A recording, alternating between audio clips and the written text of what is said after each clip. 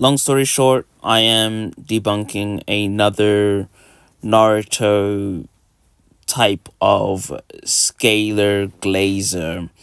As in this video, he glazes Naruto to the moon and lowballs the shit out of Ichigo.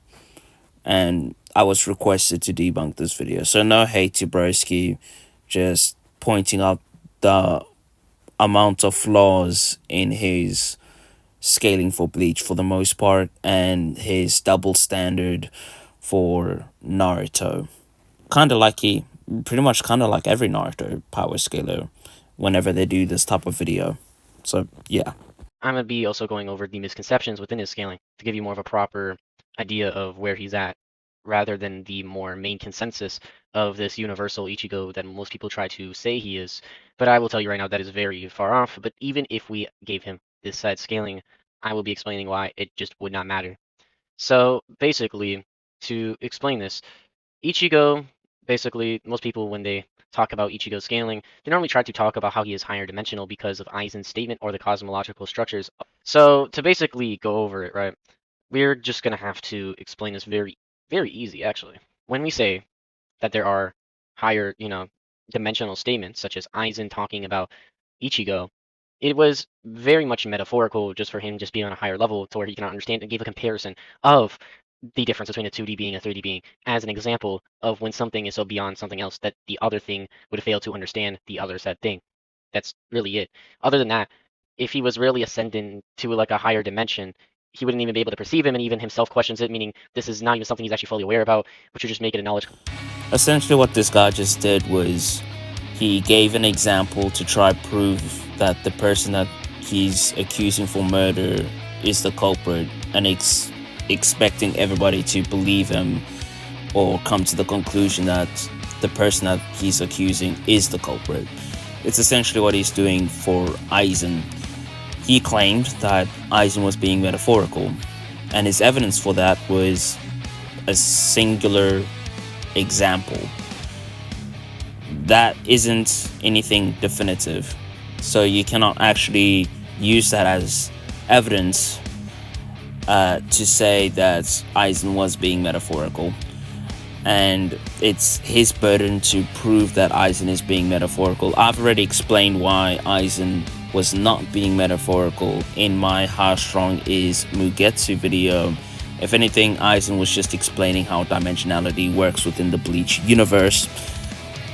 And the other thing, him saying that it's a knowledge claim because Aizen questioned if Ichigo was above him or blah blah.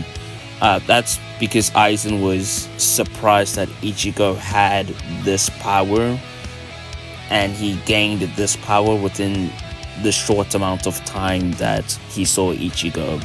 He didn't know that Ichigo was in the Dangai training for 6 months to learn this new form. That doesn't prove that it's some knowledge claim, therefore we can dismiss it. Well, it's like, no. You would have to prove that Aizen was wrong and that Aizen was being metaphorical, but so far you haven't done that. And then most people try to scale him off of cosmological structures to try to say that the world of the living and the soul society are basically universes and all this stuff. But the thing is to talk about first is the higher dimensional cosmological scaling, and that's where it's a little bit off, because the fastest debunk to the world of the living and the soul society colliding would just be the Dangai and the Garganta. If the Dangai and the Garganta were higher dimensions relative to the world of living and soul society, that would not happen, because most people say that it actually is a higher dimensional space because it's referred to as a hyperspace, which is hyperspace is a space of more than 3 dimensions, making it a 4D construct. But actually, the often rebuttal that you should probably look at is that the kanji for every one of those scans calling it Akukon normally refers to subspace and not hyperspace, because a subspace would be a space located within another space, which it actually fits the Dangai since it's a space located within the Gargantua, so it would actually be consistent and more contextually accurate to the series. And yeah. The Dangai can just simply be both. It can be a subspace and a hyperspace, as it can be a 4D construct within another 4D construct, as a hyperspace, as you mentioned, is just a space with more than 3 dimensions, just like our universe. Our universe is 3 dimensions of space and 1 temporal dimension of time. Combining those two, that's 4 dimensions. it's a hyperspace. The Dangai has 3 dimensions of space, 1 temporal dimension of time. It is a 4-dimensional construct, and in fact, there are layers of time in the Dangai. So, yeah, it's at least a 4th-dimensional construct, and because it's in the Garganta, therefore it is also a subspace. Those two things do not contradict each other. Universal stuff to say that the Soul Society and World of Living are universes, not really true. Even though they're stated to be parallel worlds, they're normally referring to the fact that these humans from Earth go to the Soul Society, and it's really just stops right there, meaning it's more referring to just these planets. It's kind of funny how the scan that you are using says phrases like dead souls gather in the Soul Society. Families separated by death are rarely reunited in the Soul Society. If the Soul Society was a planet, there would be in the ground or underground, not on the ground, which gets me to believe that when they say Soul Society, they're talking about the dimension itself, because they are in that space and not in a planet. So your own scan debunks you. Congrats. Oh yeah, and guys, remember his logic on how since they go to these planets, therefore they're referring to the planets and not the dimensions themselves. Just remember that. And why the Dangai connects these two planets and not like two separate entire universes. So it's pretty simple, and they even kind of just represent it to be planets, so it's not actually referring to universal structures. Both of your scans debunks you. The first one says if the world of the living and the Soul Society could be likened to planets, therefore they're not planets, because likened in Japanese is in reference to a metaphor, gotoki. I think that's how you pronounce the kanji. But yeah, so they aren't referring to the world of the living and the Soul Society in this context as just planets, as what you are trying to presume them to be. And in your second scan, I don't see any city lights on those so-called spheres as representations of supposedly planets. If there are planets, then you would see city lights on them, but you don't. So why would these so-called planets not have city lights?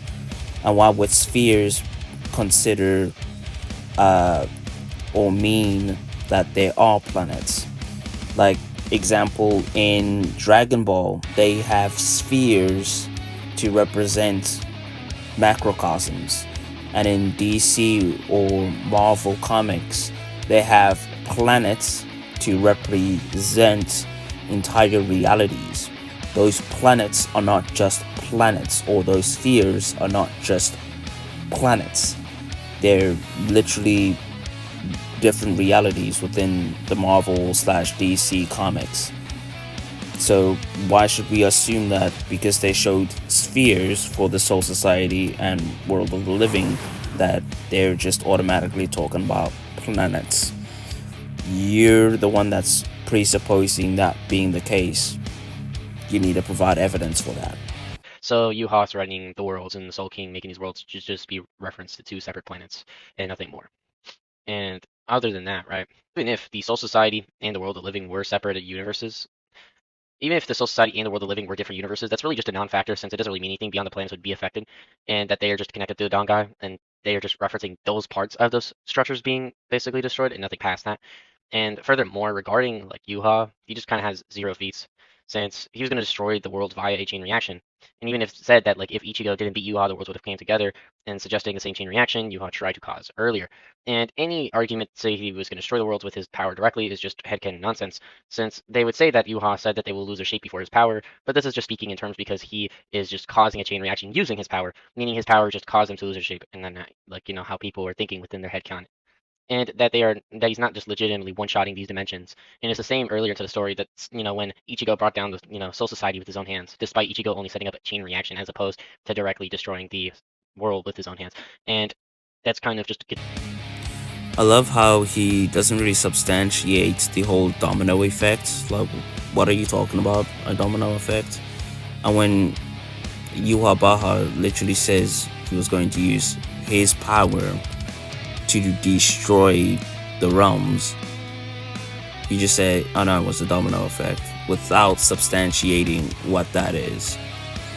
And the scan itself, him saying that he's just going to use his pure power to do so, contradicts your notion that it's a domino effect. And also, not to mention that the Soul King was maintaining that his power was required to sustain the realms, including the Garganta. When Ichigo killed the Soul King, all of the realms were starting to shake vigorously, and it was going to be destroyed if the Soul King's left hand didn't make an appearance. And Yuabaha absorbed the Soul King, making him the Soul King, which stopped the universes from shaking and going to be destroyed. And then after that, and after all of his fights, he was just going to just blow this shit up. And it's also stated that he was going to also destroy the Garganta containing all of these dimensions. And yeah, so, and also we have Senjumaru just using a fragment of her power, being able to shake the three realms of existence. And obviously, the three realms of existence would mean the dimensions themselves and not the planets, because planets it needs space to exist. So existence is the dimensions themselves.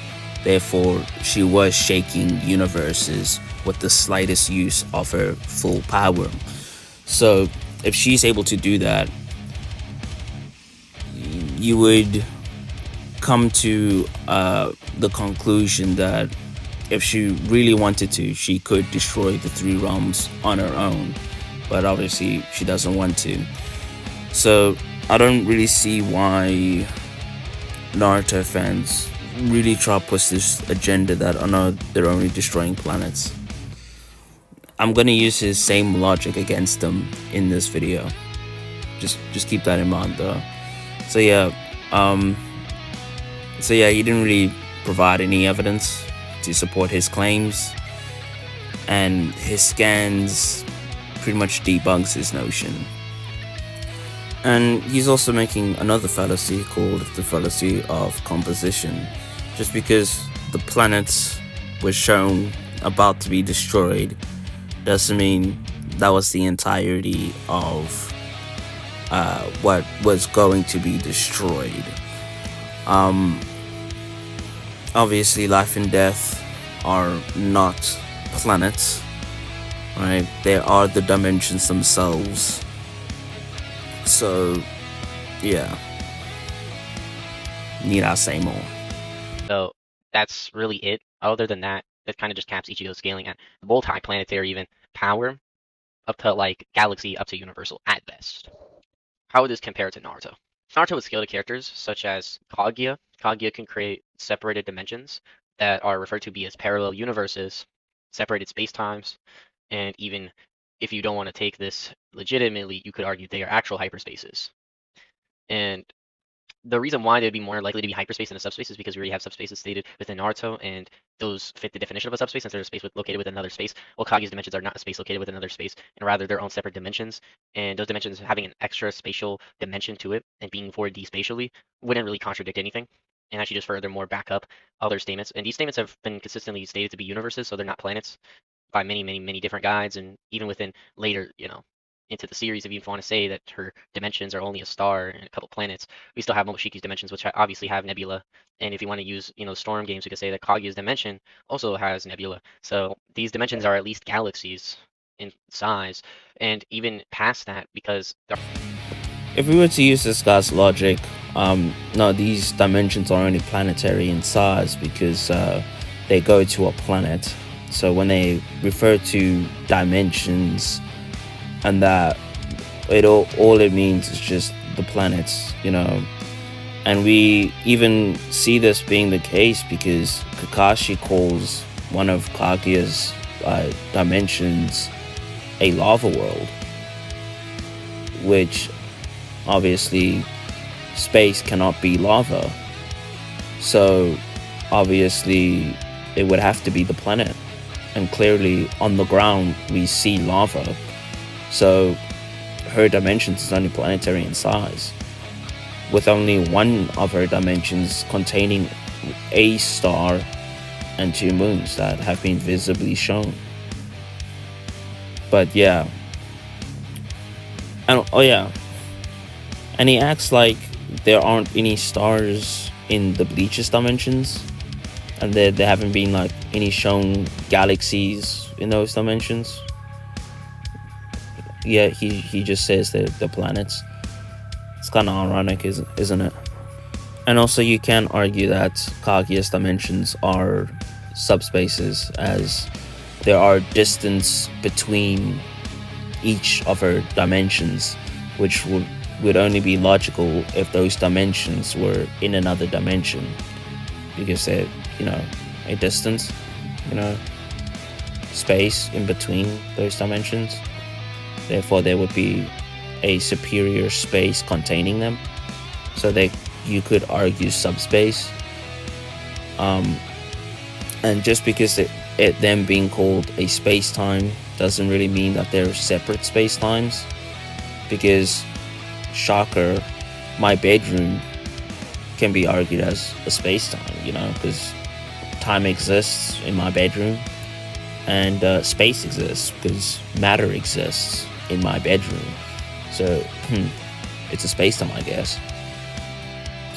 It doesn't really prove anything. It's just, all it does is just pretty much telling us what we would logically assume, that space and time exists in each of these dimensions, unless we assume that they're like light speed. Not light speed, unless we assume that they have like infinite speed. Or redshifts, and redshifts mean an expanding universe, and not just separate, pocket dimensions and separated planets. And with the Momoshiki scaling of it being referred to as a hyperspace, and being referred to even promos as a battle in a parallel universe, and just a lot of statements for that, specifically even by Naruto himself calling it a parallel dimension within the anime. I mean, it's just heavily consistent. And what's even more consistent is that these characters actually scale to these dimensions, since Momoshiki actually created it. Since it's stated in the novel that he constructed it. Constructed is just another word for create, and Kaguya is stated in the data book to create her dimensions. And actually, when you look at it, it might say weave, but if you actually search up what weaving means within metaphorical terminology, you're actually going to find a definition of creating something or putting something together. So that means she put these dimensions together, meaning that she created them, and also she was literally about to destroy them with a expensive true seeking, stated that could destroy the entirety of the universe and turn it to nothing. Meaning she scales to it in a one-shot attack, and not some overtime chain reaction BS that Yuha would have, and would actually have more sufficient and consistent universal to low multiversal scaling. Creation doesn't automatically mean that you scale to it. We don't know how they created these dimensions, nor how long it took them to create these dimensions. For all we know, they could have just used hacks. We don't know if they used their pure, raw power to create these dimensions.